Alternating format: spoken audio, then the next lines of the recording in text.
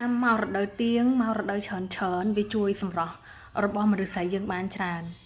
ហ្នឹងហើយសួស្តីអ្នកនរគ្នាពាក់ព័ន្ធជាមួយនឹងសម្រស់ពាក់ព័ន្ធជាមួយនឹងមនុស្សស្រីនេះគឺខ្ញុំថតមុខស៊ីន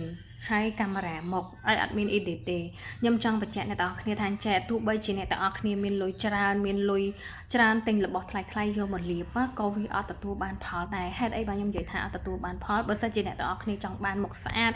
មុខគីឡូមុខចាំងស្អាតតើអ្នកទាំងអស់គ្នាគួរតែព្យាបាលពីខាងក្នុងមនុស្សស្រីយើងគួរណាគិតពីពាក់ព័ន្ធជាមួយនឹងបញ្ហារដូវមនុស្សស្រីយើងបើសិនជាមករដូវល្អមករដូវអស់មករដូវច្រើនអានឹងសម្រាប់ពីខាងក្នុងរបស់យើងក៏វាស្អាតតាមនឹងដែរប៉ុន្តែបើសិនជាក្នុងករណីយើងអត់មករដូវមកអត់ទៀងរដូវមកដែរតែមកតិចទោះបីជាអ្នកទាំងអស់គ្នាមានលុយច្រើនហើយតែទិញផលិតផលថ្លៃយកមកលាបក៏វាអត់បានផលដែរនេះគឺបំណងពីល្អពីខាងខ្ញុំបើសិនជាអ្នកទាំងអស់គ្នាចង់បានមុខស្អាតគីឡូស្អាតមើលទៅ healthy ដូចគេគួរណាតែព្យាបាលបញ្ហានៅខាងក្នុងញ៉ាំរបស់ល្អញ៉ាំអាហារដែលមានវីតាមីនជំនួយដល់រដូវជំនួយដល់ស្បែកញ៉ាំអាហារទៀងពេលគេឲ្យបានគ្រប់គ្រាន់នឹងធ្វើឲ្យសម្រស់យើងក៏កាន់តែមួយទៀតគឺកាត់បន្ថយ stress ផងព្រោះដោយសារតែខ្ញុំ stress ខ្លាំងពេករដូវក៏មកទៀងដែរទោះបីខ្ញុំញ៉ាំ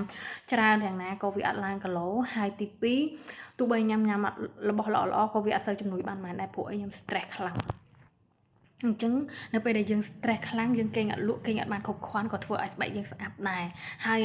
រដូវយើងក៏មកតាមនឹងដែរអញ្ចឹងណាអរគុណបាយបាយ